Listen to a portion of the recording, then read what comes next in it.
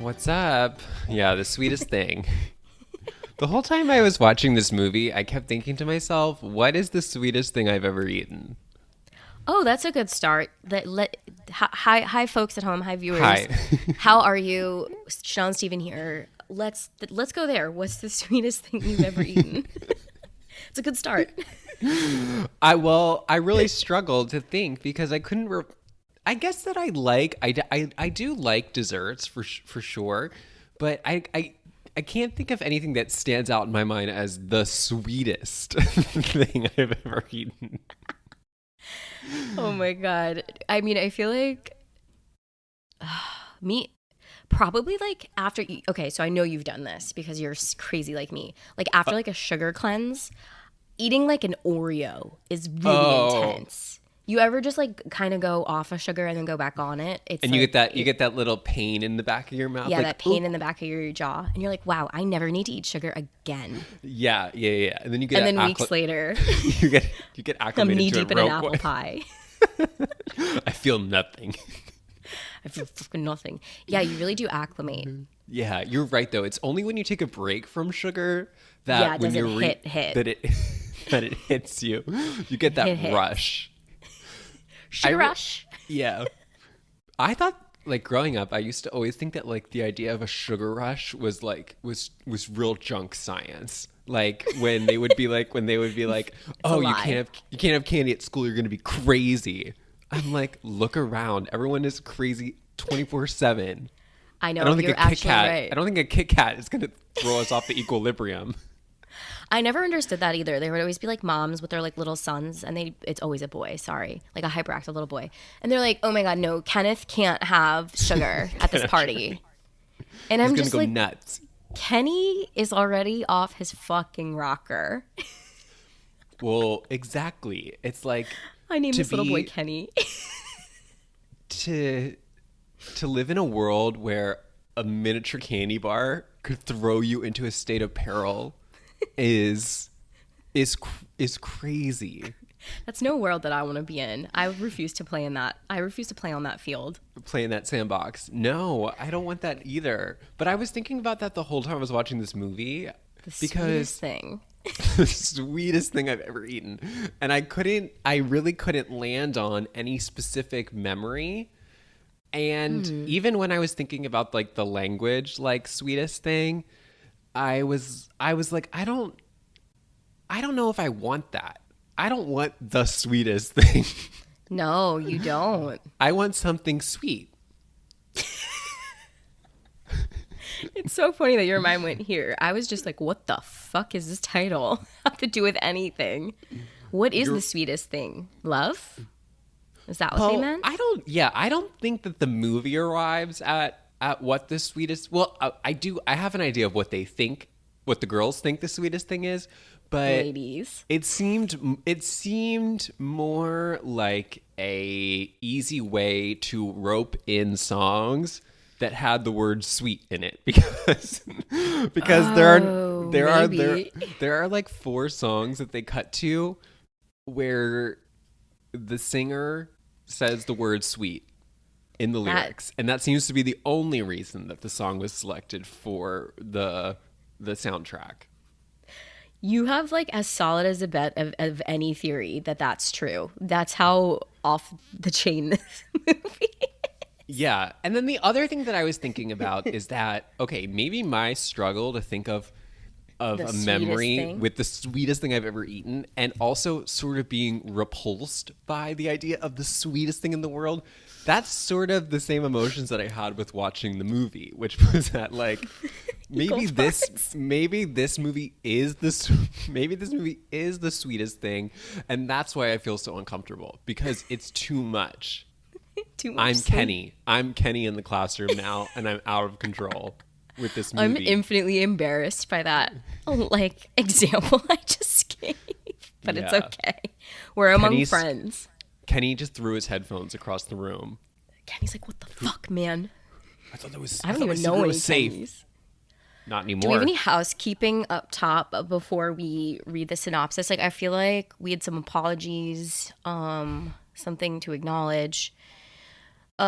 Viewers at home, I did have COVID. I feel like I don't know if we spoke about this last time. Get tested, you know. Yeah, last Friday I think or last Saturday time it was. I told you had a sinus infection. Yeah, you were like, no, I think you have a summer cold. And I was like, I don't know. I'm waiting on a second test. Just if you have cold symptoms, stay in, get a test 5 days later, and don't trust rapid tests. They're liars. And yeah, so that was, it was COVID. So I just kind of want to get that on the table. I also want to say in last week's episode, I told you that my cousin rides his Peloton without shoes. And he has an apology. He's issued a formal apology that it's pretty impossible. It's impossible. It's so dangerous. It's like running over hot coals. It's like if you you slow have to down, click in. If you slow down, you're gonna get burned. Yeah, he's issued a formal apology. He said that the Peloton he rode was at like a public. It was like in a public place. Yeah, and that makes they sense. had replaced the pedals with the shoe slots for the general public, the GP. Right. Yeah. And so when he got his bike and found out that he couldn't ride it without the special shoes, he was like, uh-oh, I've made a grave error. I have to say sorry to Chanel and Steven, because we did talk about it on air. Yeah, you did air his dirty laundry. I did. It's kind of my thing. I'm not going to share a Peloton story because the movie of Takes the care week of it. actually begins with a spin scene. Yes, and I was very excited. I was like, you're going to love the opening. That was when I was still optimistic about this movie. I was like, oh my God, Steven, you are going to die. And I was still 2 seconds in. Yeah. On the bike Full scene. disclosure, I picked the movie. Full disclosure, yes. And I picked it because, number one, I've never seen it. And then I knew Chanel had never seen it. And number two, the title sounded fun. Little did I know what I was getting into. And the cast looks so good. So I thought, this is perfect. And then I don't know what number I'm on the list, but number 4 3 or 4 is that the movie was released in 2002, which, as you know, is sort of our sweet spot for movies. So I thought, what a perfect compliment to some of the archival work we've been doing is turn our attention to another hit from 2002. And I agreed with you. I was like, wow, this movie. Okay. I said, sure. Sure. This movie is like that. So the title. Actually, you said, which one of these is available on Netflix for free? And I said The Sweetest Thing. And you said, okay, let's do that one. The Sweetest Thing is that picture on Netflix that they constantly cycle through different posters to see which one is going to get you for the day. Do you know what I mean? Okay. You know this. It's that, but it's also, okay, you know when you're on your interface for Netflix and you scroll down, it's like movies featuring a strong female lead, movies featuring a romance. It's always on the scroll list. You always move past it. You always move skip past it. I thought it was like a sweet, like early 2000s number that was gonna come across kind of like a sentimental, like rom-com-y romp, and they always cycle through the posters. Always. Sometimes it's like the three of them. Yeah. So Cameron Diaz, Christina Applegate, and Selma Blair, and they're like all three of them looking cute in like, you know, in like a 3-shot. Then sometimes it's Cameron Diaz holding like a big red book. Do you know what I'm talking about? That's right. Yeah, I'm looking at the posters now. And each time I fan past it, I'm like, wow, you know, I should probably give that a try. And I never did until now. I think that my resistance to it in the past was that I always thought that based on the advertising that Netflix did for the movie, it's not a Netflix movie, but based on the way that they visually represented it, it looked like a Crossroads type movie. Like, yes, it looks that's like great. 3 friends who go through an experience and then come out on the other side, which honestly is what the movie is about. But it takes a very harrowing route to get there. It's a winding road. The first thing, okay, it takes place in 2002. It doesn't take. Well, maybe it does. It was released in 2002. I don't know. It could have taken place earlier. I don't know what world it takes place in, but we'll get to that. But this might be the first one that we've done that is rated R. Oh, This I is hadn't a thought about that. Chanel, this has to be rated R. I mean, I know. I just hadn't thought that this was No, you're of right. the movies we've covered that this one was the only rated R one. I mean, it makes infinite sense. I don't now. know that. I don't know that to be a fact, but I would say this, that if I was ranking them, this one should be rated the most restrictive. What would give you that impression? That's weird. Here's what gave me that impression, which was that as I was watching the movie, I felt like Aunt Lydia in The Handmaid's Tale. I was like, okay. I was like, this is not okay. And I was so uncomfortable watching this. I've never felt more like more buttoned up in my life than when I watched The Sweetest Thing. I watched it with my sister, and I mean, she's a full-grown adult now, but I had that like secondhand embarrassment cringe factor where I was like, should we be watching this together? Like, I felt like my parents were going to come in the room at any second and be like, what the fuck is this? And these moments are not small. Like, there are full drawn out sequences of truly disgusting humor where I was like so nervous. It's very crude. And if you're sitting down with your parents to watch The Sweetest Thing right now and you maybe have one earbud in your ear, abort, Turn abandon it ship. off now. Pretend like you got a text message and leave the room. Yeah. Be like, oh no. I left something in the oven and get up now. It'll take me an hour and a half. I'll be back.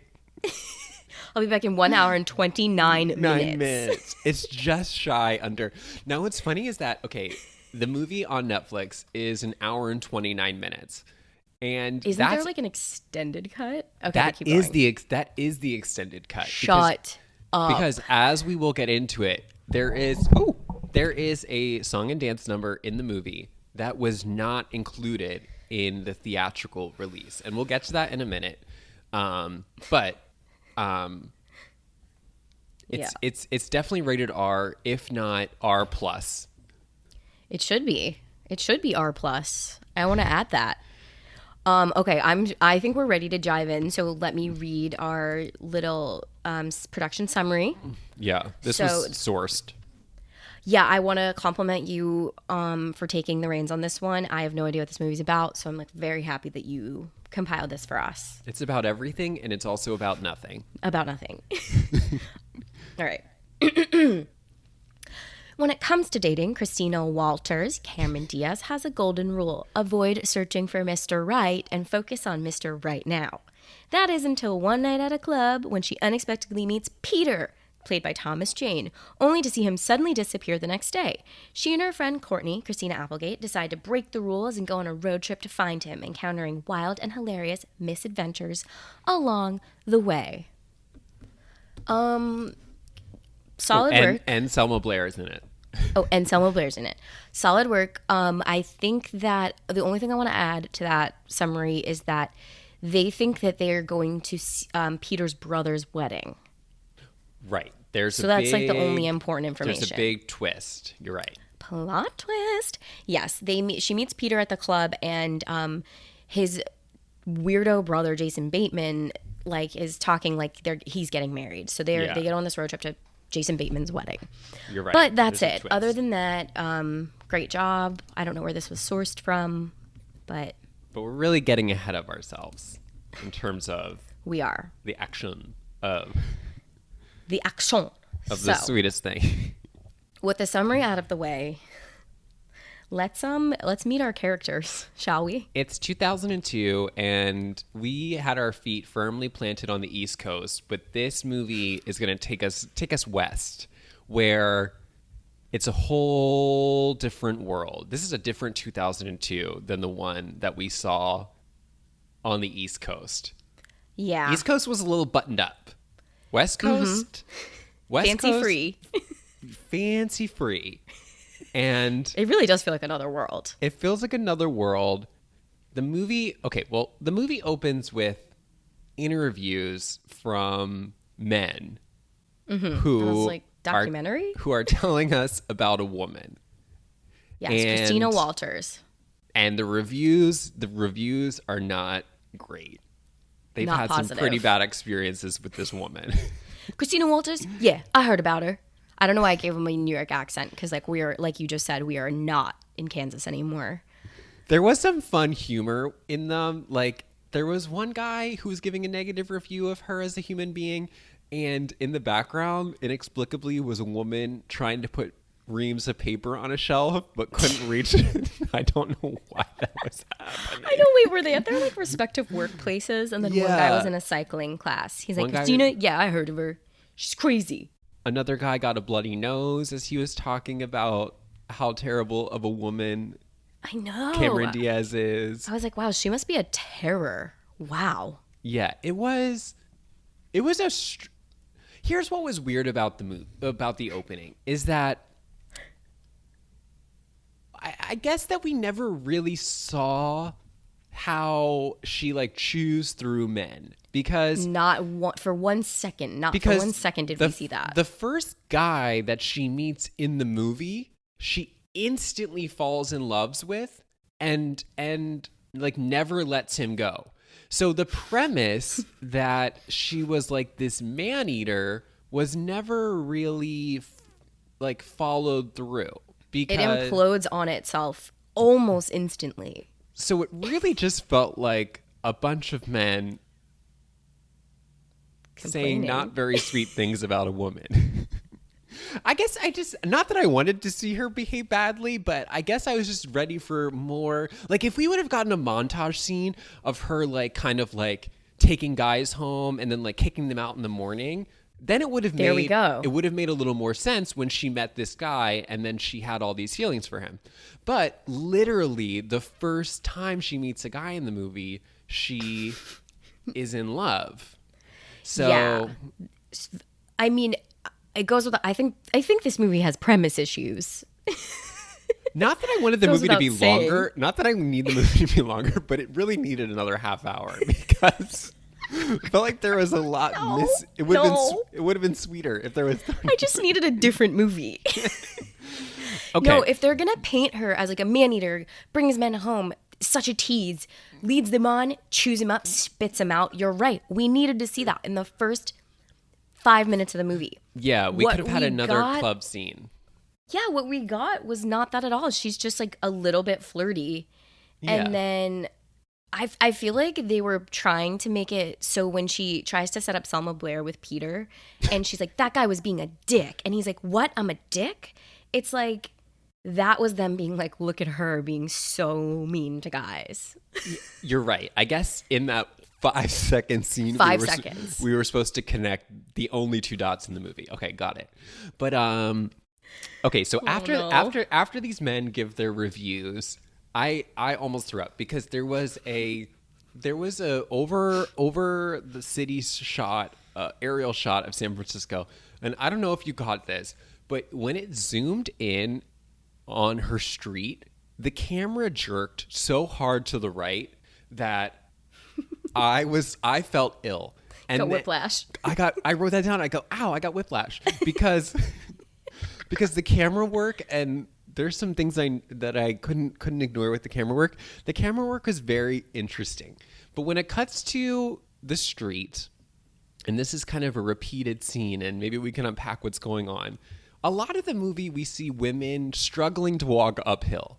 That is a lot of the movie.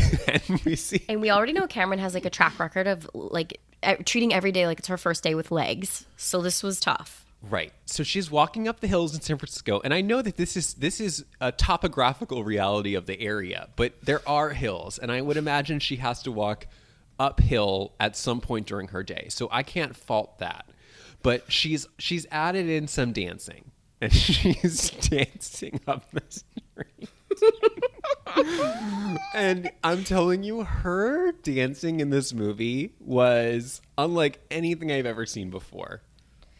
The dancing was so... I'm more confused this week than I was last week with Night and Day. I guess it's like they're trying to be like, she's fun, right? They were saying that she's fun. She's fun. But like dancing up those hills, like sweaty. You'd be sweating every day. Yeah, and she has her like single headphone in Oh, I did notice. I was like, wow. As she's working her way, but she really just looked like a salmon flopping upstream. The way that she was making her way from the base of the hill to the top, just kind of like flopping around. But I guess we were supposed to infer that it was quite sexy. Yeah. I just wrote hot dancing. Hot dancing. Yeah, and then she phones her BFF, Courtney. And it's Christina Applegate. And Who Christina looks Applegate. amazing. Oh, yeah. She looks phenomenal. I don't love the hair tone, the color of her hair. But I think that they were like, there can only be one blonde. So someone has to be a little off blonde. You know what I'm saying? It was, yeah. I mean, Selma Blair had the black hair. She had brown-ish something. It was brown-ish. But they're two peas in a pod is like what we're supposed to get. Like Christina and Courtney are two BFFs. You know, they're like kind of approaching their late 20s. They're having a fancy, free, fun single time in San Fran, 2002, dancing up the hills, and they connect. And I guess it's like Friday after work. I'm not really sure. Unclear. Does Cameron Diaz have a job? I don't know. She mentioned getting some sort of account. She's like, we just got a sports something account. And I was like, cool. Okay. I couldn't land what her job was. They have to because they have beautiful apartments. So the only one that made sense. Okay. So Christina Applegate is a lawyer. Mm-hmm. That makes sense. Sure. Selma Blair works at a clothing store? I was not. It was unclear. Unclear. And then she's like a consultant for like, I guess it's a high end. Oh, okay. I couldn't understand if she just like worked the shelves. Well, it seemed like she worked the floor. Let's be honest. She's like folding. It seemed like she worked the floor because, okay, got it. And then Cameron Diaz, unclear. I really have nothing to go off on. Some sort of marketing account. They're well dressed. They have beautiful apartments. So we're just supposed to be like, these are women. These are empowered women with jobs. They have cell phones, so yes. They you're right. They are upwardly mobile women. Yep. Mm-hmm. And they're kind of established because Christina Applegate and Cameron Diaz. They have furniture. Yeah, they link up and I guess they go to Cameron Diaz's apartment. I'm not really sure whose apartment this is the whole time. I think it's Cameron's. Okay, yes, great question. Because her friend is just there. At certain points, it seems like they all live there. At certain points, it seems like just her and Selma Blair lives there. At certain points, it seems like it's only her and Christina Applegate. And then at certain points, it's just Cameron's apartment. So I was very confused over whose apartment this was. I think right now in this moment, you've probably articulated to me, maybe they're all roommates. Because they're all kind of like living in there, right? The only thing that made sense is that they were, okay, they, for sure, Selma Blair lives there because she sleeps with that guy. Place. And they wake up there. Mm-hmm. Cameron Diaz for sure lives there. Mm-hmm. Christina Applegate, let's just assume she lives there. Yeah, Where else would she live? I know, because right now in this moment, I'm realizing that Christina Applegate spends a night with Leather Coat Guy, but that could have just been at his place. So I thought she went back to her place, but no, I think they all live here. I think it's better if they live there. That's sweeter. It's a lot sweeter. It's a lot sweeter if the girls bunk together. It's like perhaps the sweetest thing. It's the sweetest thing. Yeah, and then plus that actually takes away my confusion over what happens next, which is they like approach their shared apartment, I guess, and there's like some music going on in there, and she's like, "Oh my God, it's Jane," and I was like, "Why is Jane in your apartment?" Like I was so confused, like she just lets herself in, but now I realize it's probably Jane's apartment too. Yeah, and she lives there. She lives there, but on the couch. Yeah. Who knows? I never saw more than one bedroom. We didn't get an apartment tour, which would have been helpful. Yeah, I agree. So they approach the door, and Christina Applegate's like, huh? And Cameron's like, oh my God, it's Jane. She loves this song. And they bust in, and Jane is crying on the couch, and because she's been broken up with. She's been broken up with, and she's eating some sweet desserts. She's sweet ice cream. She's having some sweet ice cream, and maybe a brownie. I can't remember. Some sort of baked good. She does talk with her mouth full, which is not the crudest thing that happens in this movie. She talks with her. You're right. She talks with her mouth full, which was a shock. But as we will see, that was pretty tame, and it's to whet your palate for what's to come. I guess she was broken up with. And something that was that was a minor thing. What was more interesting to me in the scene was that Selma Blair produces a sacred religious text, which is the 10 Commandments of dating. Yeah, this book, which one of the commandments was boundaries are the enemy. Imagine. But I was so confused by this book. So confused because, okay, to have a dating book in a movie that gives bad advice is something that we've seen before. Like that's a normal trope. But, and again, the movie's only an hour and 29 minutes, so I can only assume that everything was chosen with meticulous care. To have the book called The 10 Commandments of Love, I'm like, okay, what are they telling us about religion? Because it's like the Lord's name in vain. Immediate. Yeah, because as soon as Selma Blair picks this book up, it's as if the other two women have seen the devil. They can't throw that book farther away. It's like it burns their hands to touch it. And I was like, wow, I wonder what we're doing with Judeo-Christian values in this movie. We're not embracing them. And that's when my Aunt Lydia side came out. You buttoned up real quick. I was like, oh no. Oh, shouldn't do that. I want to talk about this book from like a plot perspective. It's like in movies like this, you're clinging to absolutely any sort of anything, a trope, something we've seen before, to just tell your brain, don't worry, we've seen it all before. This is the kind of movie we're signing up for. So I'm like looking. My eyes are peeled. And I'm like, what is this movie? We haven't really been hit with anything crude yet. And I see this book and I go, oh, great. Like they are going to treat this book as the Bible. 10 Love Commandments. This is going to be their Bible for the whole movie. It's like we kind of go through each one and see how it works. Yeah, something like that. Or maybe at least bring it back. Maybe they read from it. Maybe Cameron Diaz realizes her player ways are a thing of the past and she needs to really like buckle down and study this book, and we watch her implement the lessons. Right. Yeah, no. We just touch this book. They literally just touch it. And we see her reading it. It comes back for like 30 seconds at the end, but for no purpose. No purpose. Zero reason. So my like alarm bells for ding, ding, ding, this might be an okay movie are going off. I'm like, wow, we got a book. I can't wait to work our way through it. No, false sense of security. We will never see this book again. No. She will read it twice. But we'll just get a shot of her reading it. That's it. Right. It confusing. Any sense of structure you hope to achieve by implementing a text was thrown out the window. Nope.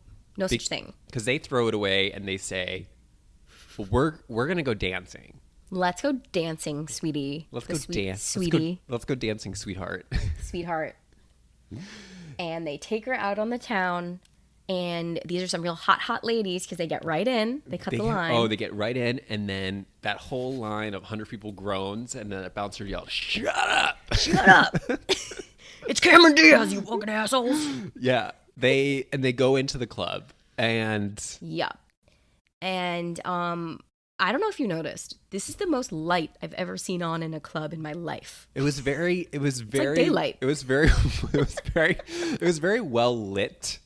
The bar was lit. It is like a daylight club. The water bed was lit. Oh, those water beds. So dangerous. What were they filled with? Like rubber duckies. I don't even know. I don't know. It reminded me of like, when you would go to like a science museum and they would have like those squishy things. Like, oh, I love those that like fall out of your hands. Yeah. It looked like a tube. It looked like that consistency, because I'm just thinking that if women and maybe men, but mostly women they were jumping on the bed. They were jumping on them. Legit. If you put your heel through that, You're going to have a soaking wet dance floor. Done. The club's over. Party's over, folks. That's not sweet.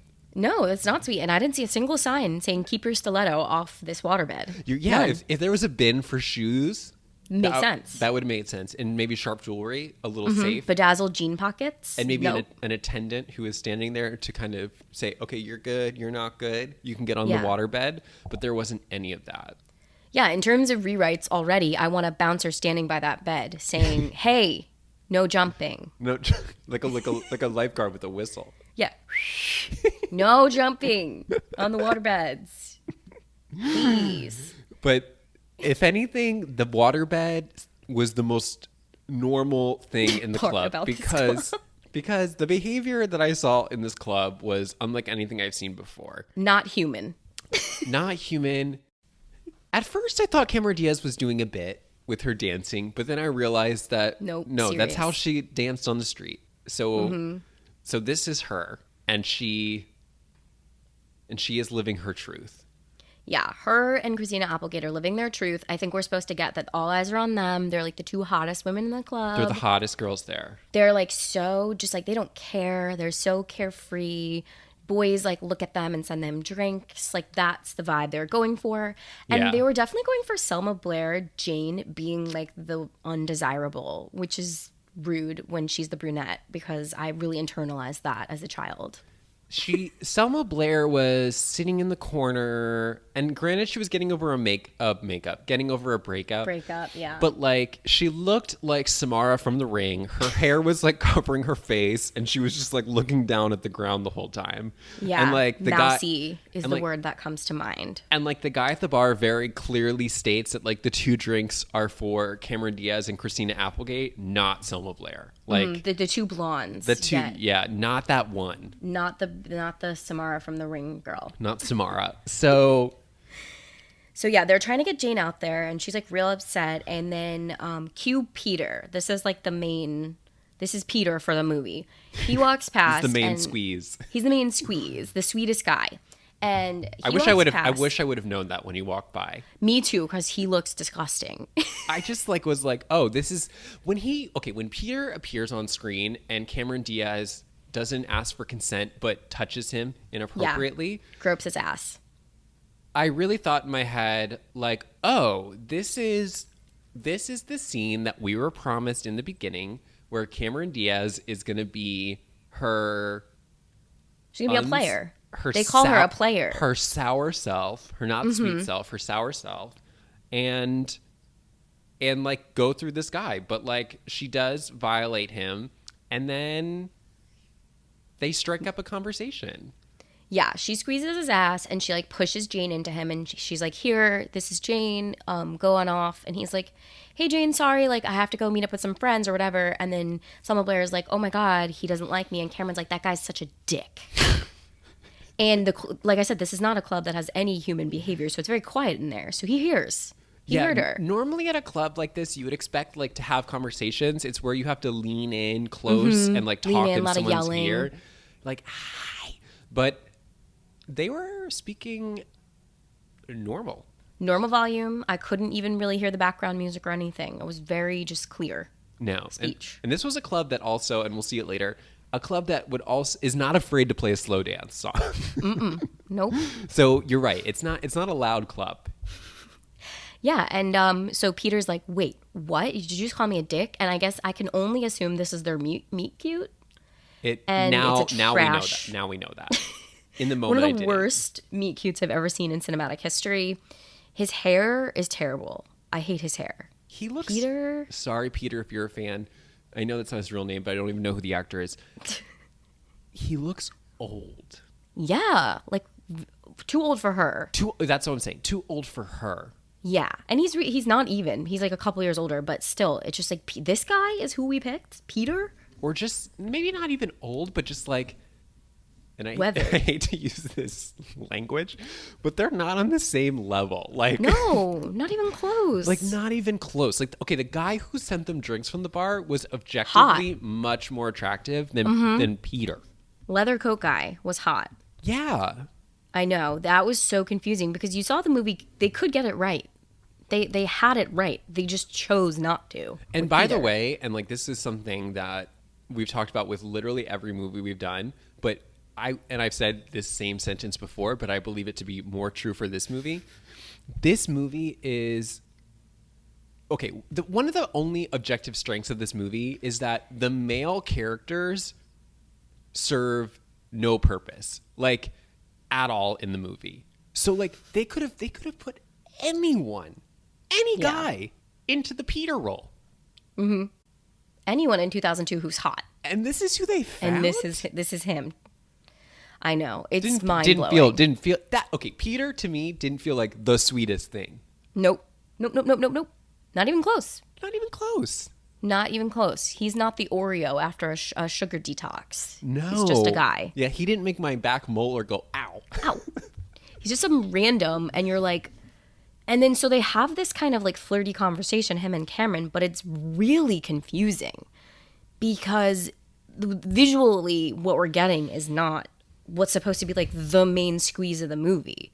So it's really confusing, but the camera kind of pans in close to Cameron's face and we're like led to believe like, oh, like a light bulb goes off. It's a real light bulb moment. She's thinking about him. Yeah. And like he runs off and you're just like, wow, okay, I guess that's like the event. Like that's it. That's Peter. But man, oh man. Yeah. And he does say, which I think is correct. He's like, you literally just love to play games within meeting her for like 30 seconds. And she's like, I just thought the two of you could have gotten it on.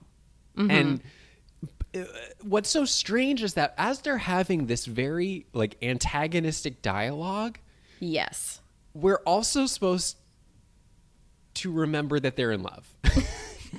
As we'll see, like she also like pushes him out of a door and there's physical injuries, but like after the bathroom scene, at the same time they're in love, which made it. I just wish that when he first appeared on screen, I would have clocked that he was going to be in the movie the whole time. That's exactly right. Yes, that's the feeling. Because I was like, shoot, what did I miss? That's what I felt like this whole scene. I was like, did I miss something when you first came on screen? Yeah. As soon as I finished this movie, I texted you. I was like, I have to go back and rewatch it, or like at least rewatch the beginning, because I'm like, is this movie as disjointed as I remember? And I had just finished it. Yeah. I was so confused. And you're right. It's like you look at this guy and you're like, oh, he's not going to be in this for the rest of the movie. He looks like one of the ones you just toss aside. And he's not. He's very much like the only lead for guys. Only because I really thought that after the scene leading into the club, the movie was billing itself as, again, like I said earlier, like a Crossroads type, three girls kind of explore their relationship type movie. Yeah. So I don't think I was not ready for Cameron Diaz to find a man that at least that night. Yeah, it was all kinds of confusing. And so they spend the rest of the night very much talking about Peter, and you're right. You're kind of like, did I miss something? They're in the bathroom. At one point, Christina Applegate goes, "You're getting all bajiggity." Oh, about this guy. And I'm like, what the fuck is bajiggity? I've never heard that before. But I like lean over to my sister. I'm like, bajiggity. And she's like, yeah, like obsessed. I was like, what? Really? That's what it means? That's what it means. And she's Okay. Gen Z. Didn't know. I was like, what? But it made no sense. They go in the bathroom and they're still talking about Peter. And Christina Applegate lets a whole bunch of women feel her breasts, her fake boobs. Correct. That was a lot. It was a lot. And okay, the only way that I can allow that, or the only way that I can make sense of that scene is a big trope in this movie is that we see men misinterpreting women, like in the way that they behave behind closed doors. So like it was funny on that end. And I admit I did laugh a lot during the scene. It was when the guys are like leaning in, looking into the bathroom, and like all these girls are lining up, touching Christina Applegate's boobs. Yeah. And the guys are like, "This is what women do in the bathroom together." And I'm like, "Oh my god!" So like, it's one of those things where like I think the movie was ahead of its time, and I think it's also still ahead of this time. I think it's still, so far in the future, it hasn't come around yet. It's still in the future. We haven't reached the sweetest thing, which probably makes more sense with the title. We're not there yet. So you're right. Oh my god. They have this experience in the bathroom, and Christina Applegate encourages Cameron Diaz to pursue a relationship with the guy that she met for 30 seconds on the dance floor. Mm-hmm. And we're like all kinds of confused, but we're like, okay, I'm still on board. Like, I was still on board at this point. I was like ready to give myself over to this movie. Yeah. And she does meet up with Peter again, out in the club. She buys him a drink because she spills his, and then his brother, played by Jason Bateman. When she buys the drink, she buys him a beer. She like, in an impersonation of like a seal or a beached whale, jumps up on the bar and slides across where her bare stomach is like scraping the stainless steel bar top. You heard like, I'm just kidding. No, you didn't. But it would have been way funny if you did. It did make me laugh because I was like, wow, this is her world. Those hip hugger jeans were flipping me out. I was like, she is so close to having a butt crack exposed at all times. Here's the thing. Cameron Diaz looks amazing. We know this already. She looks amazing in flawless. She looks night and day comes later. She looks even better then. She looks great in the movie. The clothing was not flattering. No, but I mean, this is the early 2000s. Like, no clothing was flattering. It all looked like shit. You needed that body to make that clothing work. And she had it. She was wearing, that's what I'm saying. She was wearing a crop top and jeans, but like, I think the cut of it just like wasn't right. Like, it was, I don't know. The cuts of those clothes, because you remember the early 2000s, like, your body was the accessory. Like, it was not about the clothes. It was like, you're right. Your body is the clothes. That is the sweetest are the clothes. That is the sweetest thing. The early 2000s clothing, like the way things were cut, it was like, if you're long and lean, your torso's gonna look double the size, like double long and lean. I think that's what it was. It was just a lot of. It was it's a that lot gap. The gap was so big. Large. It's a large gap. And she looks great. I'm not saying she doesn't look good. It was just the proportions were odd. Yeah. That's what I'm trying to. She looks like longer than she even is. And that was the cut of clothes. And then, on the flip side, if you're a short little meatball of a girl like me, the clothes are going to actually make you look half your size. Yeah. They're going to make you look half as short. And the colors, like everybody was dressed for fall. Everyone. Oh, those colors! What the fuck? So many colors. Browns, dark reds, maroons. It was. I would like to fire the costume designer on this. This was one of the worst jobs I've ever seen. And keep in mind, like, this is 2002. We know how a sophisticated lady, even a maid from Manhattan. Can dress. Yeah, these clothes were terrible. Yeah, I don't know if the shipment got lost going across country, but the clothing was heinous. I hated too the like business pant, like they were like wearing like a tight slack. Oh yeah, they loved a slack. Selma Blair is wearing like a hip hugging tight slack, and her like butt looks good, her body looks good, but it's just like, what are these colors? And the color scheme of this movie was already weird. It was already very well lit. It was already kind of like weirdly pastel. This is like for no one. But maybe you're a film buff out there. Looking at this movie was hard. It was like not very visually appealing. Well, at all. Part of it is that, and this is something that you'll notice as you're watching. Like I said, would be anything with a film, but the camera gets so close to their faces that like everything feels out of whack. Like all the proportions feel weird because when Cameron Diaz is talking, the camera gets right up in her face. And then all that I wanted was the camera to just kind of inch out a little bit and like, let's just see all the girls. Let's see all the girls standing and talking. Instead, it was like direct shot of Cameron's face, then Christina Applegate, then Selma Blair. But like they were sitting together. Just show me a 3-shot. Just give me a shot of all the girls. It was like they filmed the movie separately. That's kind of how I felt. I was like, so when a movie is this short, it's usually like an act. It's usually they didn't have enough to put together a feature-length film because, like you said, this movie is an hour and 29, and the theatrical release had to be like an hour and 18. It was shorter. Yeah, which is crazy. Like if a movie is around 80 minutes, that's danger zone. That means they almost didn't have enough shots to finish the movie. So it would make sense to me if you told me all 3 of these women were on different schedules and they had to film everyone's stuff in separate close-ups and then put it together later. Like that would make sense to me. Because as we'll kind of get with the structure of the movie, like It was No structure. right. But like, okay, Christina Applegate and Cameron Diaz are in one movie and Selma Blair is in a different movie because all of Selma Blair's scenes are by herself. Yeah, while this poor Cameron woman. Diaz's scenes are with Christina Applegate. So I know, what kind of buddy movie is this? What kind of crossroads is this? it was like, oh, we need another girl. Selma, come on. Get off the Jane. Get off the bench.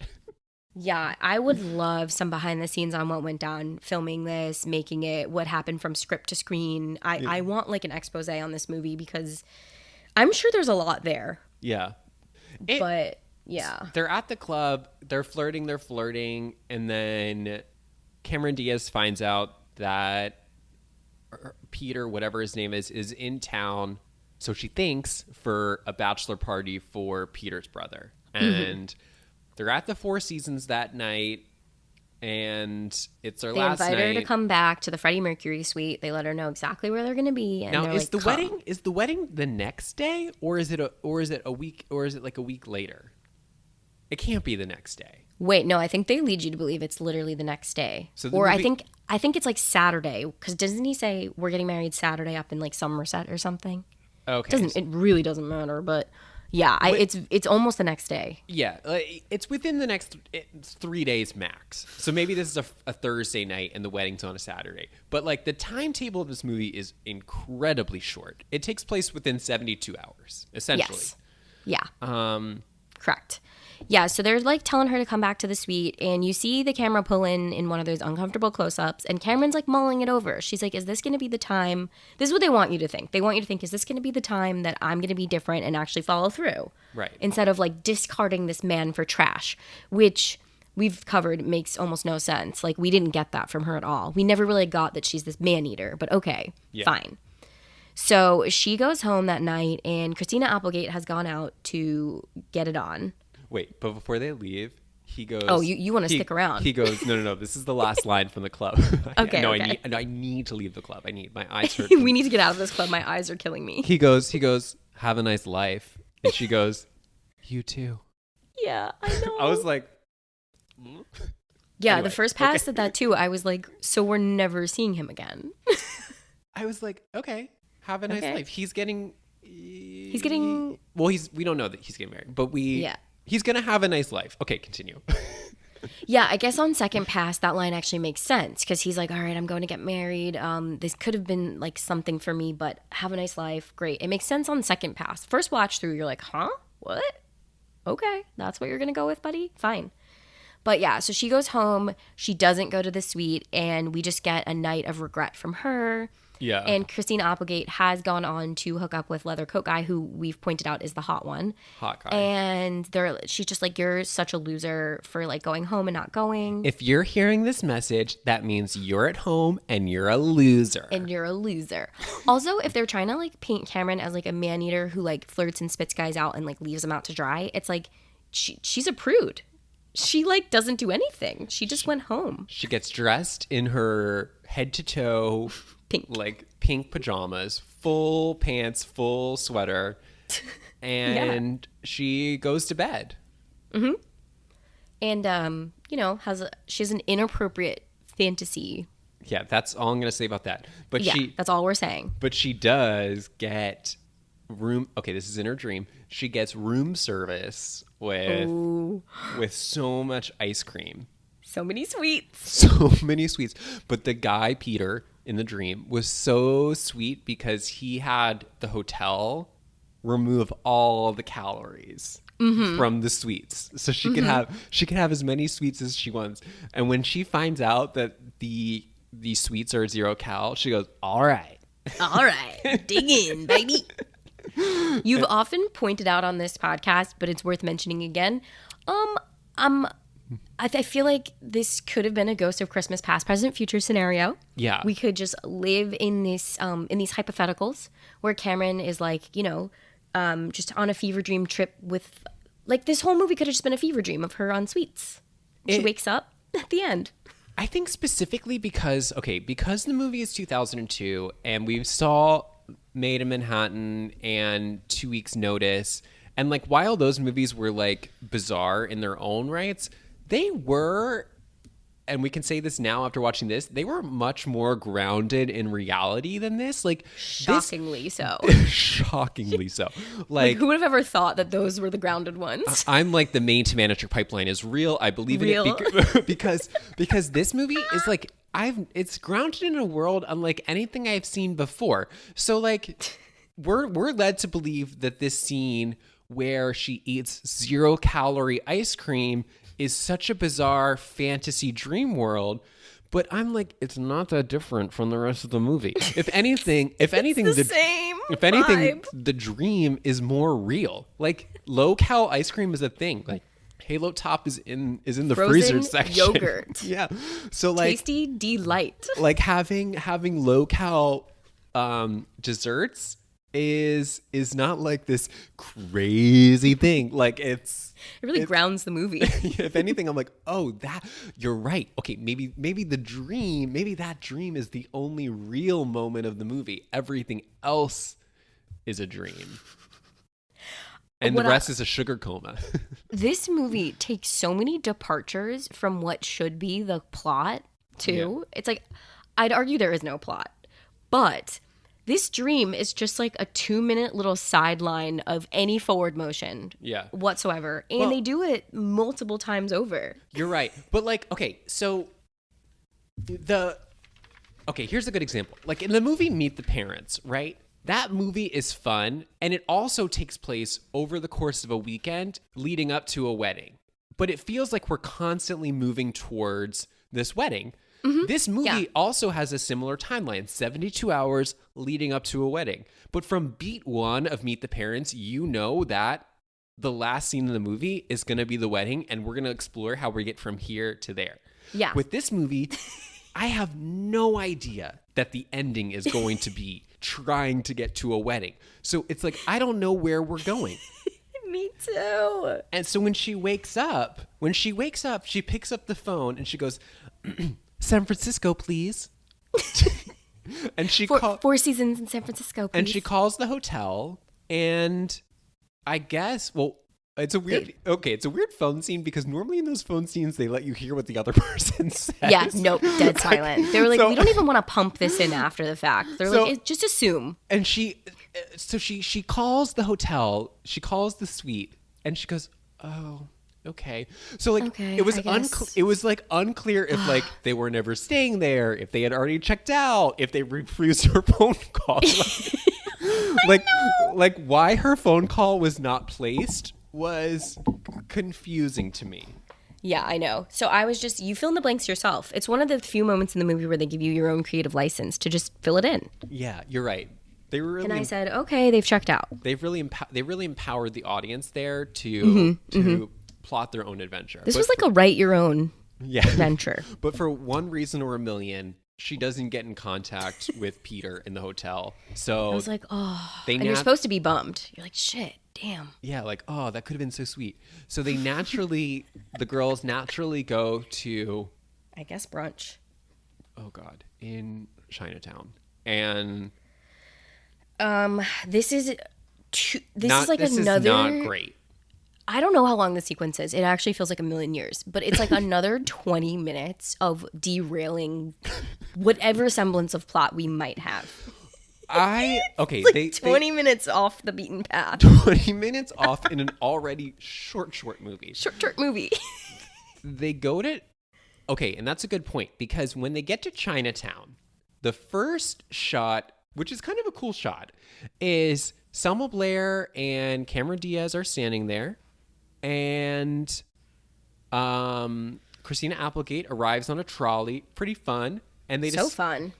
Very Full House. And then they decide to go to brunch. But interspliced in the conversation are these extreme close-ups where the background looks like a green screen. Like, the background is so busy. It's like they didn't know what the scene was going to be for, and then they added in dialogue. I don't even remember what they talked about at that scene. So this is one of the moments where I was like, oh, wow, they really did that. Selma Blair shows up, and you're right. The background is so busy. My eyes my eyes don't know where to look, and I can't track the conversation. It was like the depth was off. Like they needed to blur out that background. Yes, more. that's what they. You're right. That's everything what was in was. focus. Everything. Yes. Yeah. The director made some pretty wild choices in this movie. It was like a fantasy world. Yeah. Everything is like pastel. Everything is in focus. Extreme close-ups mixed with extreme wide shots. Nothing's blurry, so we can't separate them from the background. You're right. It's very hard to follow the conversations because your eyes don't know where to go. And all I know is we get away from this moment because Selma Blair has Christina Applegate's dress from the night before. Remember this? Right. And they're like, oh, there's a stain on it. Look it up. Look it up if you need to. Look it up if you need to. And because we have morality standards, and yeah, we have standards on this podcast. And so there's a detour. She slept with a guy. She did it with him. Okay, go ahead. But there's plot detour number, I don't even know at this point. I mean, she goes off to the dry cleaner and we get like a sequence.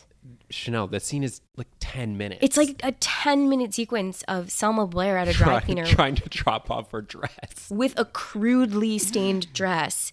And by the way, the problem with the scene is that the scene is so funny. I just don't know why we're there.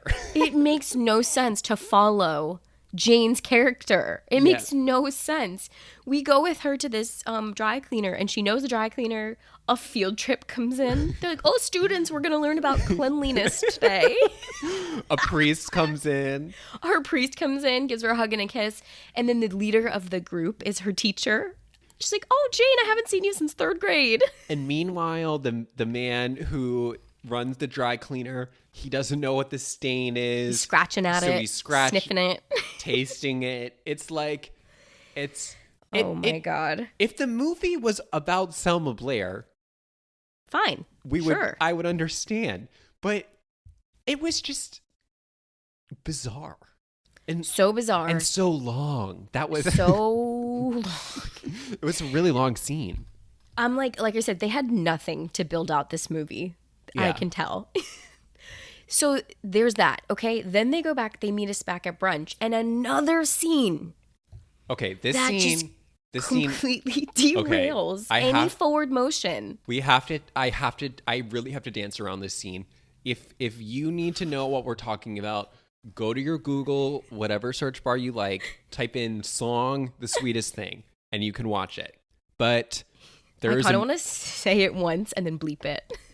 Okay, you can do that now because I won't participate in this. Steven refuses to participate in the crudity of the scene. Yeah, I'm putting on my Aunt Lydia jacket right now. Like they're trying to lead you to believe like this is how women talk at brunch. They have a real crude conversation. Yeah, after two of the 3 women have had intercourse the evening before. Intercourse is worse. You're bleeping out all this language.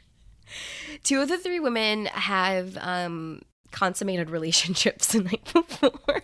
Yeah. This is just getting grosser. Premarital. And they're like talking about it. And then they launch into this song. Yeah. That is so shocking. I didn't know what to make of it. It was so shocking, and it's a full length song. It has different verses and length and a chorus. 3.5 minute dance number. Dancers choreography song. And and apropos of nothing.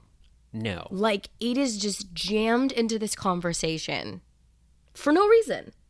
Oh my God. Like I can appreciate it on a level that like it's shocking in a way that is new and like it felt like, oh, we're doing something different. I think that the problem was that like tonally I didn't know where we were and I didn't know what we were building towards. Because what the movie okay, what they could have done is they could have had a movie where the whole time Cameron Diaz was this man-eater and we would have just watched her have fun. That sounds like a fun movie.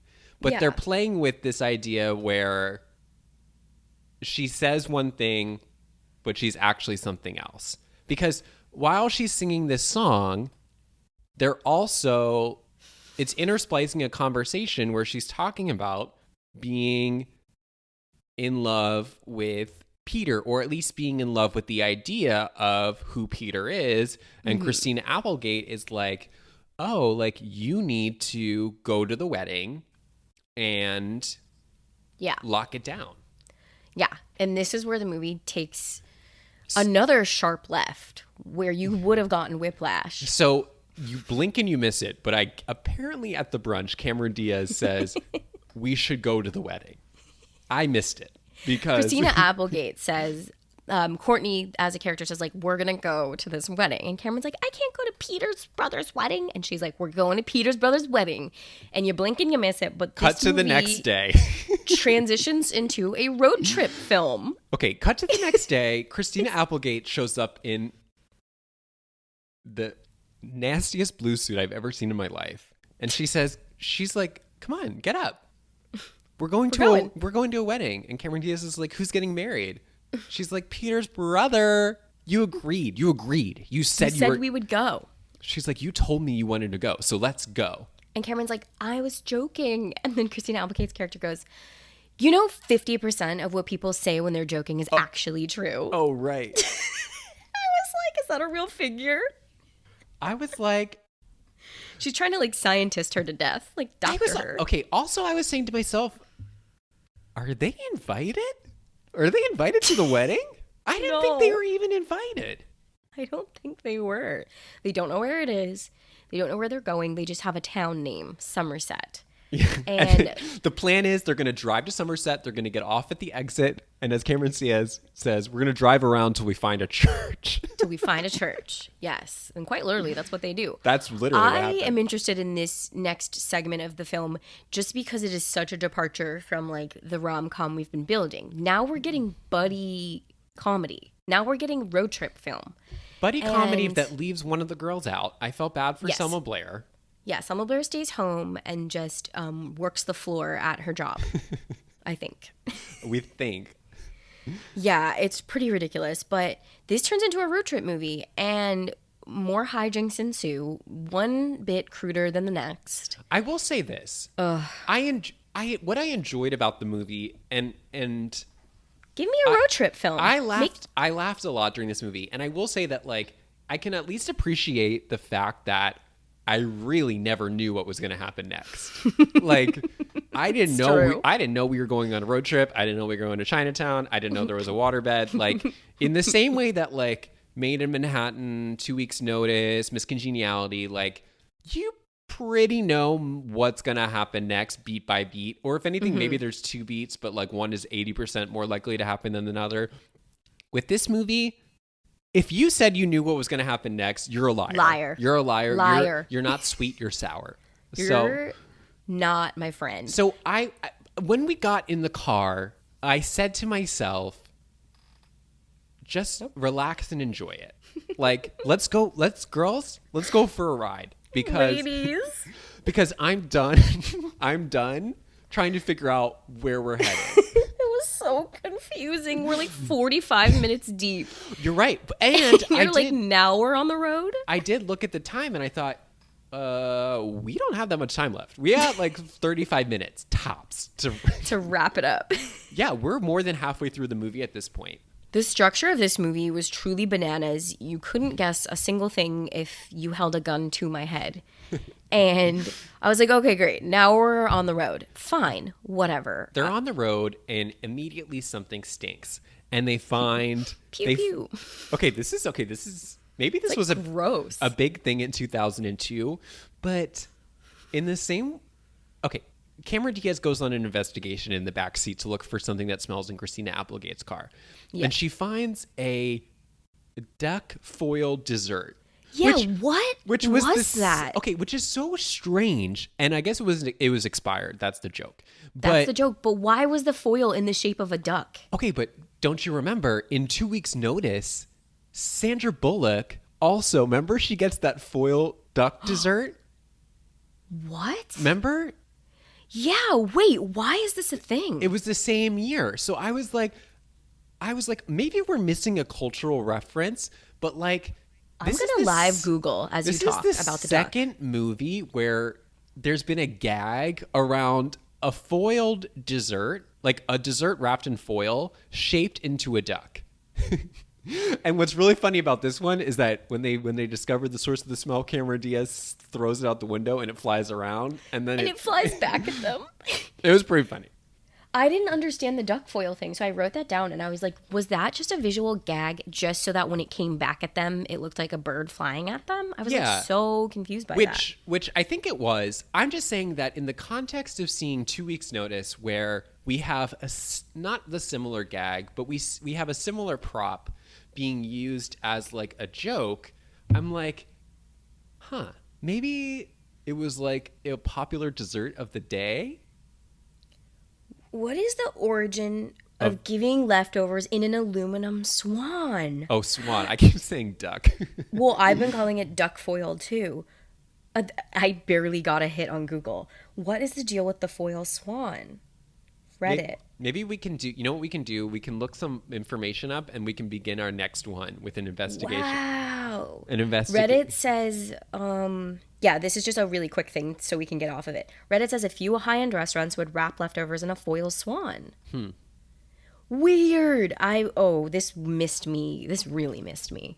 This was like so far over my head. It was like a duck flying out of a window and sailing back. So they do a crude... That begins their hijinks. Yeah, they do a crude time there. They stop at a gas station bathroom, and it took my breath away, that scene. I will admit, I scream laughed during the bathroom scene. I have not laughed so hard in so long. Like, that was so funny. I feel like I would have laughed if I wasn't so horrified. And I like crude. I can only describe it as like raunchy bathroom humor, but there is my goodness. There is a men's bathroom, Christina Applegate using a urinal, we'll just say. Yeah. There is Cameron Diaz sticking her face really close to a hole in the wall. Yeah. We'll just say. That's the beginning, middle, and end of our overview. That's our overview of that. And I love raunchy humor. Like when Lillian is shitting in the street in Bridesmaids, I'm flipping out. Like I'm dying laughing. This was so uncomfortable to watch. Yeah, it definitely felt like a building block for something like a Bridesmaids. I think that there is certainly a question of taste, but I can at least give the movie a lot of credit for trying, and I think that they were really trying to just like live in a different world. They were trying to go where no one had gone before in terms of so. Like lady comedies. And I want to be very clear here. I'm feeling the need to like disclaim a little. I'm not a prude. I love raunchy. I think the dirtier the better sometimes. She's reading from a script. I'm reading from At Gunpoint. Steven's a gun in my head, and I'm talking about this. No, I want to say that you're safe with me. Okay, I have great taste in comedy. I'm gonna go ahead and say that. I have good taste in films, good taste in comedy, and it's just like it has to be for something. It has to be building towards something, and it has to be actually nailing it. And it's like this was so low-brow, and it was for naught. Like it was for nothing. I think your latter point is right. Like the problem is not that it's low-brow or whatever or raunchy. It's that you want it to be in service of something. So if the whole movie had been a road trip movie and it was one thing after another, then I get it. I just think that the problem with this scene, not the problem, rather, the questions with this scene are... So many questions. Are why are we here? Because, like That's the whole movie. In Bridesmaids, right, we know why we're at the wedding dress shop. Here, I don't know why we're at the gas station. Did someone have to use the bathroom? Also, why are we going to a wedding we're not invited to? So it's... I think it's just that, not in service of any grander picture. Right. They've just done a poor job of like building out the world. but I think that I will give the movie more credit for trying, and at least like trying to push the boundaries a little bit, because Yeah. I think that's what they were going for. I will also say this. Like 2002, Cameron Diaz, Christina Applegate, Selma Blair are like, they are stars at this point. Like they are. Yes, so this is the dream team. I think that having these three do this movie and push it forward, like a female comedy in this direction, I think was pretty interesting. And like, I'm glad that they did it. I think that, to your point, I think they would have been better serviced if the movie was just a little bit more focused on where it was going, because then you can track a build. But yeah, I think I saw this on like the critics page for this movie. It's like, I think everyone appreciated the effort, but everyone was like, I just wish it was a better movie. Like, I just wish the packaging was clearer and better, and they didn't just go lowbrow for the sake of lowbrow, because it had potential to really do something. It has the perfect arc for a 72-hour movie, right? We're gonna go to this wedding. We're gonna get this guy. We're gonna road trip there. So like, just get all three of the girls in the car. Yeah. Drive like.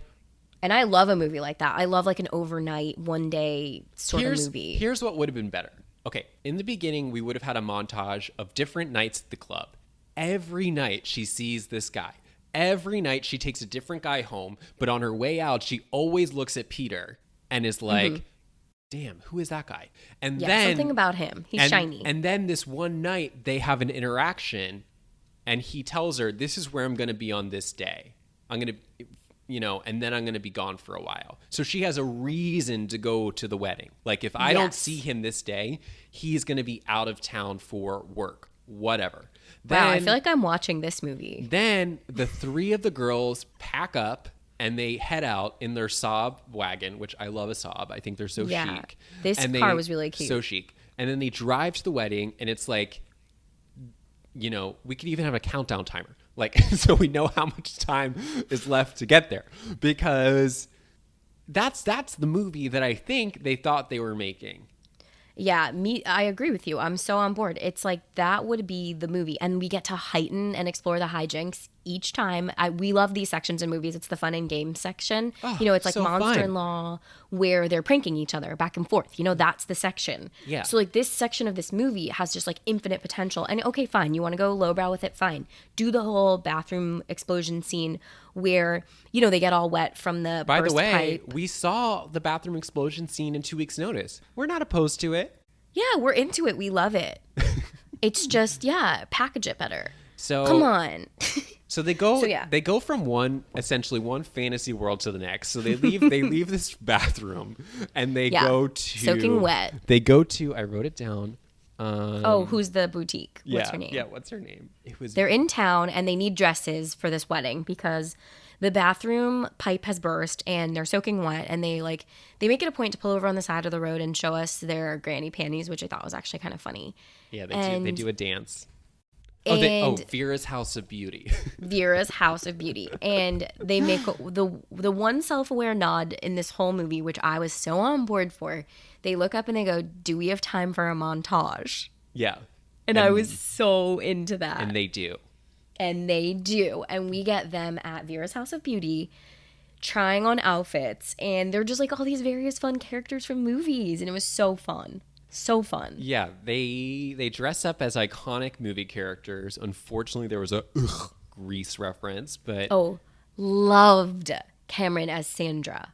Loved it. She looked really good. She kills it as Sandy. And then they're both like in the suits from Dumb and Dumber, right? They both there's a Pretty Woman reference. Mm-hmm. Christina Applegate's in the red dress, and then the jewelry case slams on her finger. Yeah, so fun. It's listen, I love the scene. I think it's great, and they eventually end up with two outfits.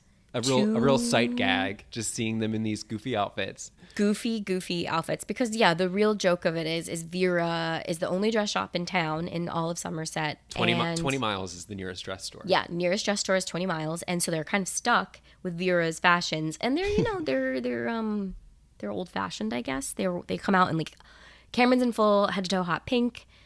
Christina's in head-to-toe blue. And they've got, like, hats on. What's funny, though, is Church that, hats. okay, they dress in these ridiculous outfits. They don't fit. They're out of date, whatever. They walk up to their car, and they look in the car window, and they're like, oh, my God. I was like, you just left the store with Where there were mirrors everywhere. Where there were mirrors. You know what you look like. I know. That was truly shocking. And then they go, and this then movie was so surprising. And then just every step of the way. And then Christina Applegate's like, oh, this is very LaToya Jackson. I was like, oh no. Yeah, this movie just like constantly throwing surprises at me. I'm like, oh, we're supposed to think that they didn't look in the mirror. That's fun. Yeah. That's so fun. And Cameron's had it. She's like, you know what? This isn't going to work. We're not going to go to the wedding. I'm never going to see him again. And Christina Applegate's like, well, you're sitting on his face right now. Oh, yeah. That's how. On the park bench is an advertisement for Peter. He's a real estate agent. Mm-hmm. And they see this as a sign, even though Cameron Diaz says that you're reverse psychologizing me. Psychologizing? Yes. So they decide to chin up and go to the wedding because they're here. They've got the outfits, and they've dragged us along. So might as well go. So we might as well take the audience with us. Imagine they were like, let's go. Let's go home. I would have screamed if we went home. I actually did have the thought, like, they're going to go home. That's what I'm saying. In the moment, I was like, I had the thought. We're going home. It just turned back around. And my favorite part about this movie, too, is, like, there's almost no stakes in anything. Well, that's the thing. It's like, okay, it doesn't matter if you don't go because you're not invited. There's no stakes whatsoever. So I think, like, at one point, I think one of them goes, but we drove 3 hours. It's just like, okay. So I've driven longer just like around town doing errands. Yeah. Like, you're fine. There's like nothing lost, nothing gained. Just go back home. So, okay. So they find like the only church in town. I guess that's how they come across the wedding. They're sitting on the bench and they hear church bells and Cameron Diaz goes, church bells. Church bells. Cut to. It's almost like in Night and Day when she gets drugged and we just wake up in the next location. It's like, finally, the screenplay's working for us. Let's go. Yeah, church bells make sense. So we go get there. We go to the church, and thankfully, there's a wedding happening, and it appears like it's the one we want. So looks like it. The only problem is that Cameron didn't have a chance to empty her tank at the bathroom, so she has to use the bathroom. So she has to go to the bathroom at the church. I know. This movie does so much indicating. Like, they walk through the front door and she grabs her stomach and she's like, oh, I have to pee. And then Christina's like, what's wrong with you? And she's like, this skirt is so tight.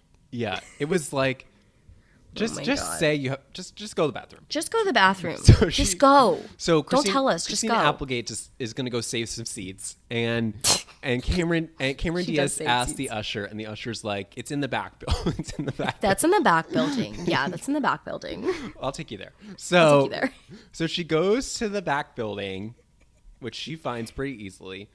And as soon as she gets in there, she realizes she's not alone. She's not alone, and you love her. Oh my God. I was so relieved to see Parker Posey. It was so relieving to see a friendly face in a full wedding dress in the bathroom. In the bathroom, and she's having like a mental breakdown. She clearly doesn't want to get married. Mm-hmm. She's doing the hyperventilating into a paper bag, which is like kind of like classic. Skin. Her skin is red. She's flustered. Yeah, she doesn't want to get married. And her and Cameron have like a real heart to heart. And Cameron, this was fun. This was like really well written and like very well acted scene in the movie. That was the only one. It was the only one. It was like Parker Posey really elevated the scene. And she did. It grounded it. And you know what it did? It reminded me that, and this is something I've always known, but sometimes you lose it when you watch these movies. I was like, Cameron Diaz is really talented. Like her work in this scene, she was like, you're beautiful, and you can get divorced. You could just get divorced. And Parker You Posey's, can always just get divorced. Parker Posey's like, yeah, you're Yes. right. I can get divorced. And I love when this happens in movies, when I'm in enthusiastic agreement with the characters. I'm like, yeah, sure. And Cameron Diaz is of like, course. and then Cameron Diaz goes, and you look beautiful. And Parker Posey like looks back at her. She goes, I look beautiful. I look beautiful. Yeah. It's a really, really funny. Yeah, Cameron is turning in good work, and the material just isn't there. And her physical comedy is always there, though. That's always on. Her physical comedy is there. She has really like strong physical comedy, and her timing with like the way that she delivers her lines. It's a shame that the script isn't better, because she can do really strong comedy work. Like, yeah, no, she's killing it. With the writing in that scene, it really was like, oh, if she would have just had the right dialogue, this movie would have been a home run, because that scene, she literally is like nailing those lines in such like, is with such precision. It's nice. It's so relieving. It's really nice to see finally. It almost is like makes me mournful and sad about what the club could have been if she had the right dialogue, because this dialogue is funny. It's so and she's funny. nailing it. And the physical comedy afterwards, when she gets locked in the bathroom. She gets locked in. The doorknob just falls off, and her reaction is so funny. And then when she tries to put it back on, and then the pieces of the doorknob fall out the other side. Yeah. It is, and it's all funny. just told in sound effects. Like, it is so funny. And what's interesting about this scene is that it is our most intimate of settings. It's a tiny little room, and like, it's more effective than some of the other scenes because it's so simple. Right? It's like she just gets locked in a room, but it's arguably funnier than some of the more complicated scenes we've been through. Yeah, it's the most simple idea. Just girl, it like needs to get back into the church because wedding's about to start, and it's like, and she's locked in a room, and it's so fun funny to watch her just live in that space for a minute or two. It's great. She just plays. So she eventually finds a way out through a window. Christina Applegate comes, finds her. She falls out the window. So funny. Funny. Like a gazelle. Just like funny out. Physical comedy. And they, of course, most of the doors are locked to the church, which seems like a fire hazard. But then they find an open one. Find an open one where they enter pretty close to the front. And they kind of are walking back. And then the big twist.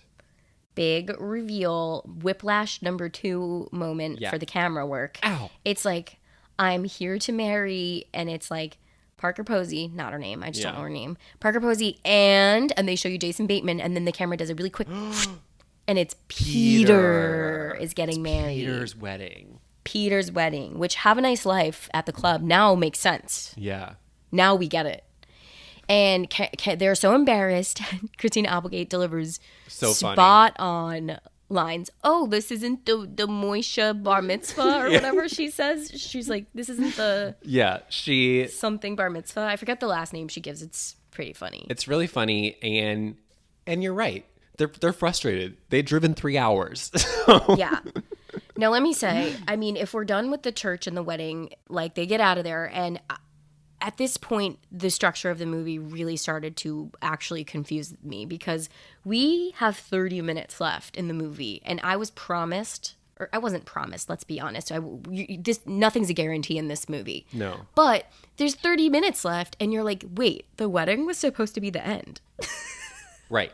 Like, and it's so confusing. You're right, because what we don't get is a scene of Peter running out of the church. We don't get a scene of Cameron running out of the church. Nope, they kind of pan to the car as it's driving, but we don't get like the immediate reaction after. Yeah, we don't get the closure from that. I mean, Peter and Parker Posey decide, let's not get married. We actually both don't want to. Great, but there is no aftermath of that. Yeah, I mean, We don't get it. The only thing, it's more cued musically, because when they get home and they go to the church, they go to a club, and that Usher song, "You Got It Bad," is playing. That lets us know that she has it bad, right? My sister loved this one. She's like, oh, Usher. I yes. love that. I love it. So she's at a club. obsessed. She's so sad. She's so sad. You got it bad. And she meets this guy, and they're vibing, and you feel like this is good. So Cameron feels like she's going to learn her lesson, and she's not going to let men slip through her fingers anymore, and she's just going to be honest with her feelings. So she tells this guy, essentially, she's looking for Mr. Right, and she's ready to settle down, and she's not going to let moments pass through her, and she's just going to let people know how she feels, and I really like you, and we're vibing. The scene has some heavy lifting to do. She's like really leaning into this guy, and she's like, and I can just tell that the way we were dancing, we have a connection, and I really want to see you again, and I want you to call me. You know what? Forget that. I'm going to call you. You give me your number. And he literally, as soon as she takes a breath, he literally looks at her, he goes, forget it.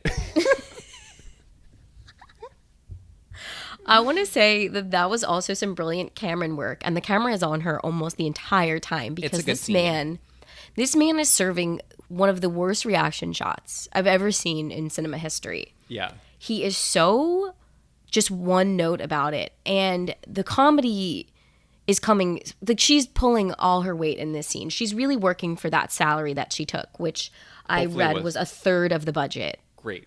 I'm happy. Cameron got 1/3 of the movie's budget. I'm happy. Good for her, because this man's getting the worst Sweetest reactions. Now, that is the and this guy should money. be pretty happy, because I'm pretty sure It's Cameron Diaz. It's Cameron Diaz, and he's a solid 4, and she's a 10. So, and by the way, he was in the first scene. He was like one of the guys who she like karate chop danced away from him. So like this should have been his big moment. This should have been his big moment. But like, of course, once the lady is emotionally available, he's like, forget it. You're too mouthy for me. Yeah. So he didn't say that, but it's rude. It's rude, but it's also funny. Rude but funny. Oh my God, is this the 3 weeks later yet? Like, have we cut to 3 weeks later? I feel like we have. Doesn't matter. Yeah, no, 3 weeks later. Yeah, after this, I think it's 3 weeks later. Yeah, so she blows it with this man, and she. Oh my God, is after the club when they rush back home, and there's like the fire department at their apartment, you're at their right. shared Okay, apartment. so before the 3 weeks later, and I'm gonna make this quick. Her and Christina Applegate go home, or this might have been when they were returning from the trip. It doesn't really matter. But at some point they're coming home, and they get to their apartment, and the fire department's there, police are there, animal control, rabbis, people from different ethnic groups. The whole neighborhood. EMTs. The United Nations. Yeah. Everyone is at their apartment. Because Selma Blair has gotten herself stuck on something that belongs to her partner. Mm-hmm. Mm-hmm. And she can't get it. Oh my God, this is where the close-ups really work for them in this movie. This was honest. Like, Selma Blair deserves a humanitarian award for doing this scene. For going through with this scene. This makes no sense why this reminds me of this, but remember when we were like, no way J-Lo and Monster-in-Law was going to say, more gravy, please, on camera? More gravy? This gravy's great. More gravy for me, please. Load it up. Which, so they had to have it off screen. It's like Selma Blair deserves, like you said, all the awards under the sun for going through with this on camera. Like, this wasn't an off-screen gag. No, there's a lot of close-up shots. She is anchored to a man. And the only way to get herself out of this sticky situation is she's going to sing an Aerosmith song. And that's going to allow her to relax to a point where she can. Yeah. Spoiler, she has to relax her throat. Yeah. To get out of this predicament. So, and the commentary from the peanut gallery is a lot for me. Everyone has an idea. No. Everyone's got something to say. How is she stuck? Yeah. And they're like, it's a piercing. Right. So they try a few different songs. One of them doesn't work. And then one of the songs doesn't work. Then they land on an Aerosmith song, and everybody sings together. Selma Blair hums it to the best of her ability. And yeah, it's a real callback to that brunch scene, by the way, where they sing that crude song that you guys should definitely look up if you haven't already. And it's a callback because the whole restaurant's in on it, and the whole apartment is in on it. Yeah. Everyone is singing this song. It's a real kumbaya, come together moment.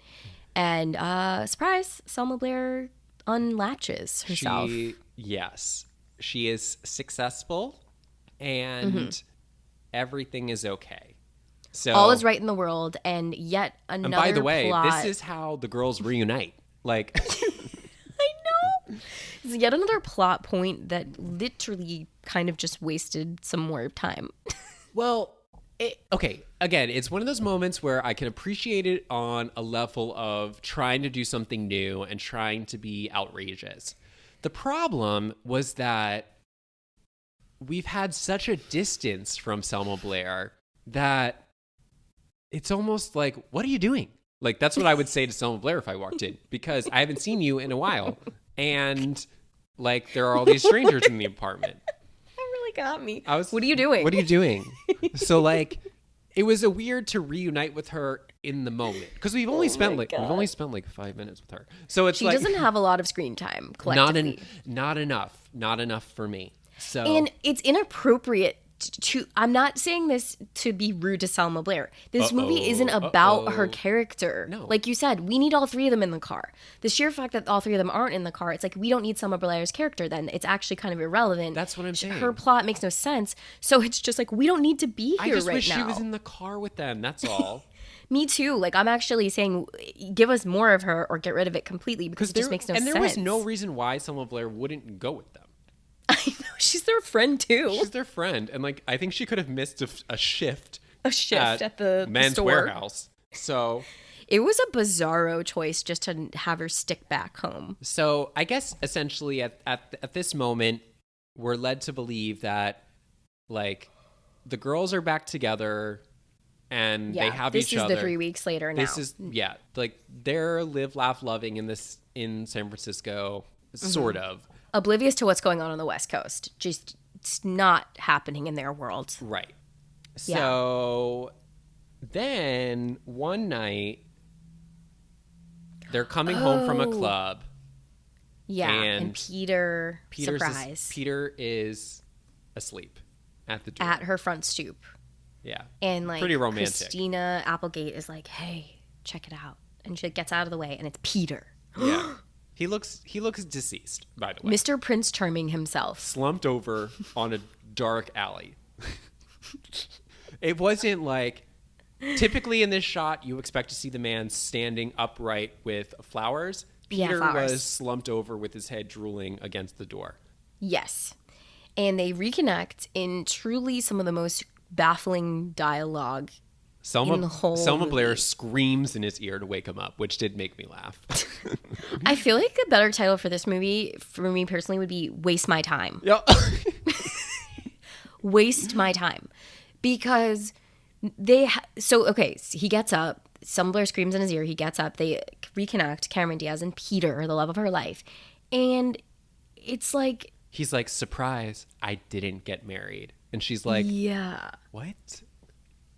Again, like, if she had known him for weeks and known that he was having and he didn't want to get married, like, it would have been like this, like, oh, this reveal, but, like, it was weird information.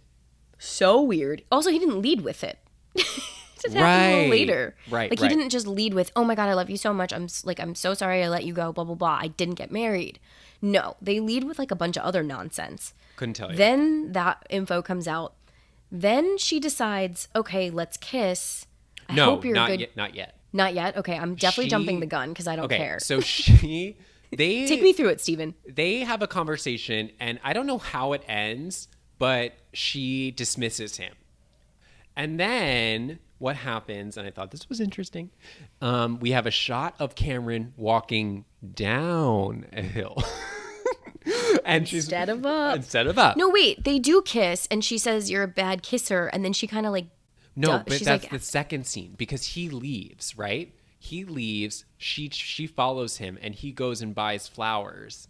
And then remember, the cab drives between them and splashes them with water. yeah, I just thought they did kiss before that. Okay. I don't I'm think so. Fucking up. No, Okay. because, okay, so they separate, and then Cameron's like, what am I doing? What am I doing? And she runs after him, and she sees that he is on the street, and there's a cab that drives in between them, splashes them with water. Yeah. And then I remember that moment specifically because I was like, really? That's what has to happen there? Okay. Fine. I wrote, God is punishing you because this is... This is wasting all of our time. Yeah, this is the religious callback from the beginning. You didn't follow the Commandments. You didn't follow the commandments, so watch out for God's wrath because this is the beginning. This is the flood. The lotuses come next. So they get splashed with water, and he comes over to her, and she's like, I hope this is as good as it was in my sweet dream. Yeah. She's like, I hope you're a good kisser. They give it 3 good attempts. They link, and she's like, oh, that wasn't good at all. And he's like, what? I'm out of practice. What? Oh my God. And she just like walks away again. Okay. It's real. I was so confused. I was so confused. She gives him 3 attempts to kiss her, and she appears to suggest that she doesn't like any of them. And then she just takes the flowers that he gives her, turns around, and walks away. And the screen cuts to black. And then it's over. The movie is over. The movie's over. And because then, I was left so mouth agape. So it cuts to... She dumps him kind of. She's like, that wasn't that good, blah, blah. And he's like yelling after her. Yeah, and cut to black. Cuts to black, and then it cuts to an interview setup. Just like the beginning. Just like the beginning. But if you're an eagle eye, you would have recognized that this interview is taking place in her apartment. Her apartment. And tell us about Christina Walters. Yeah, and I forget what he says. It's irrelevant at this point. Christina Walters. My lady. My girl.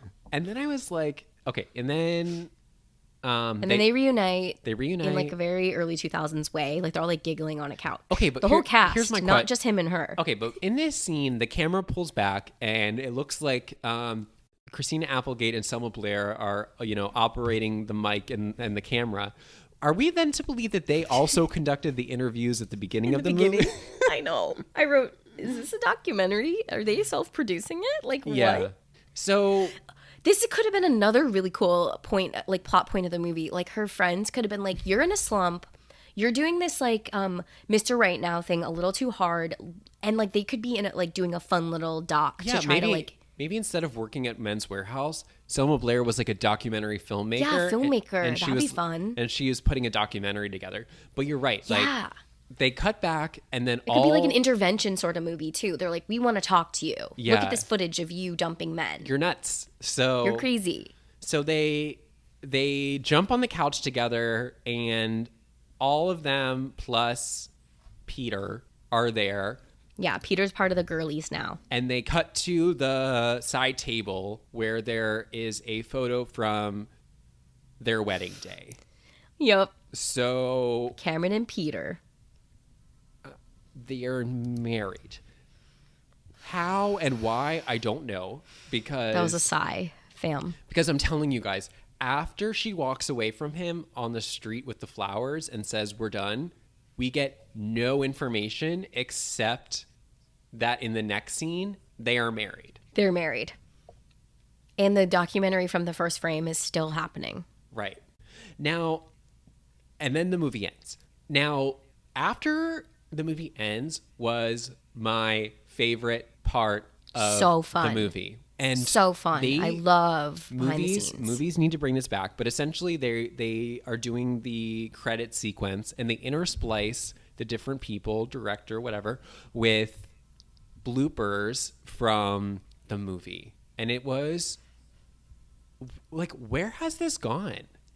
This used to be my favorite thing in the world when I was younger. This was like my jam. This is the whole reason I wanted to get into entertainment.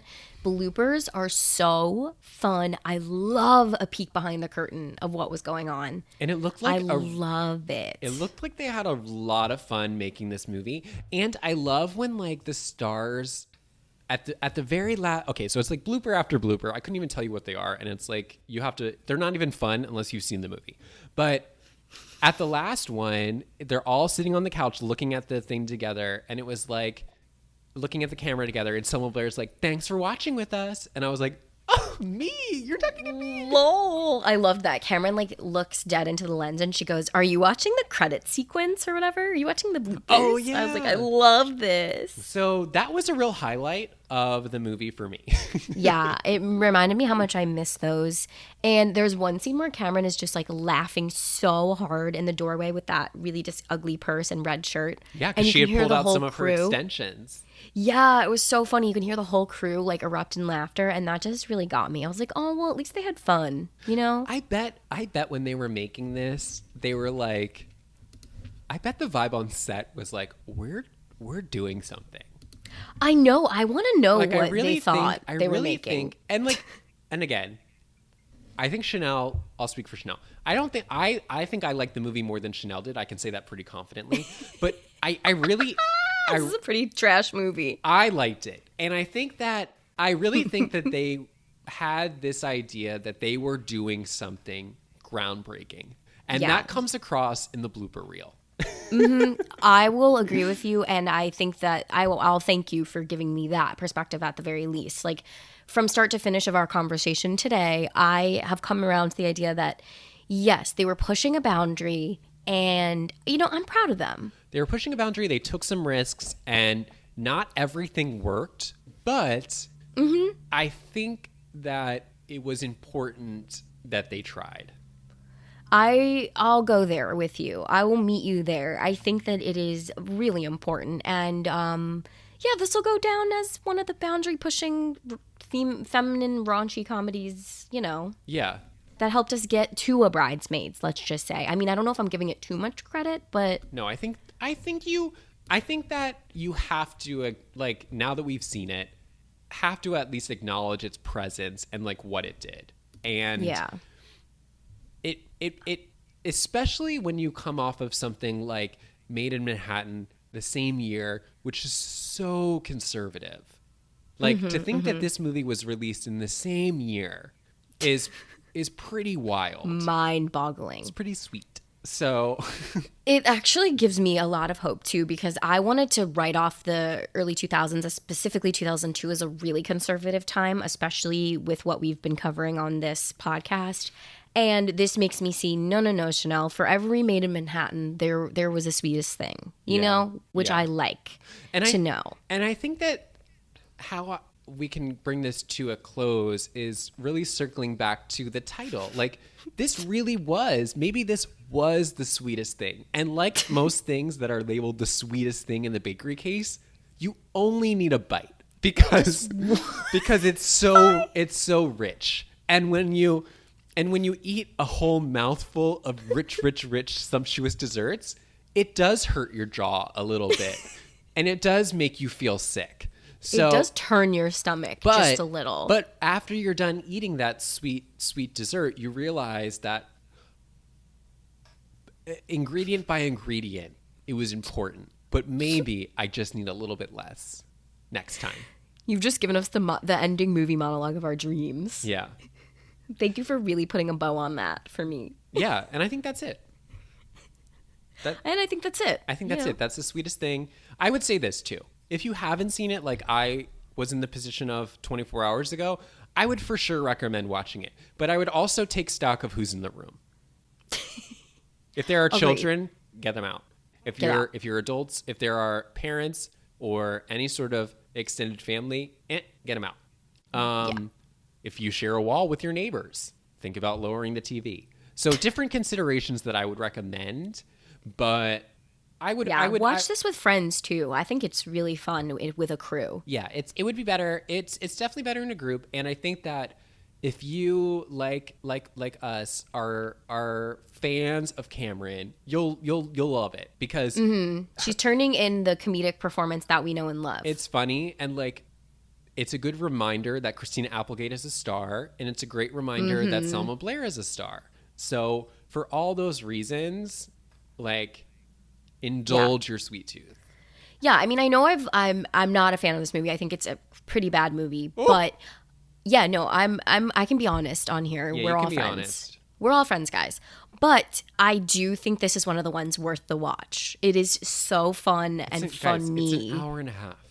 Yeah, and it's just like it's wow. It just wow is all I have to say. Like watch this with a group of friends. Live, laugh, love out loud. Get your Jane and your Christina Applegate together. Get your two best girlies and watch this movie. Yeah. It is a wild fucking ride. And that's it. Yeah.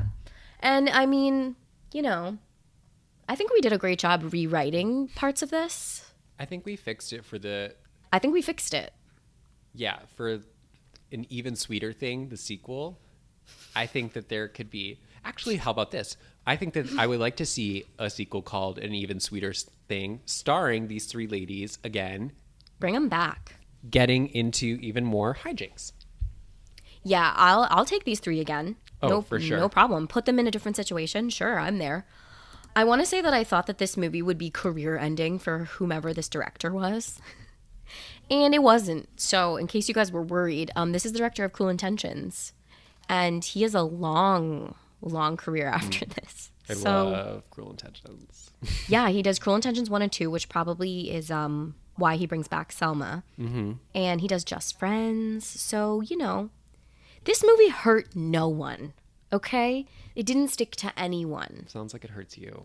It only hurt me Okay. watching it. Yeah. I just wish it was a road trip movie. I wish this was Crossroads. That's okay. It is okay. It's fine. Oh, all right. I think that's it. I don't have anything extra to say. Do you? No, I think we're satiated. Yeah, I feel good. I feel like I would love a dessert after this. I'm full, and I need to check my blood sugar because I've had too much. I'm full. I'm full, but Yeah. All right. Well, I think we did it. thank you, Steven? to all the stargazers out there. Yeah, thank you to all the stargazers. Don't forget to rate and rate and review, please. That's it. This That's- podcast. That's what I meant to say. That's the I just instruction. completely went off. I was It's like, don't okay. forget It's okay. It's a to- two-step process, so I Rate. understand the first one rolls off the tongue easy. It's that second Yeah, step. I said rate, and then I was like, what's the one where you write? And it was review. Anyway, thank you, everyone. Thank you to our three leading ladies. Yeah, thank you, Cameron, for another trip. We love, love, love watching you, and we'll probably do more. And Christina Applegate, beautiful job. And thanks, Selma, for being there. Thanks, Selma. Thanks, Selma. All right, bye, Steven. Bye, everyone. Bye.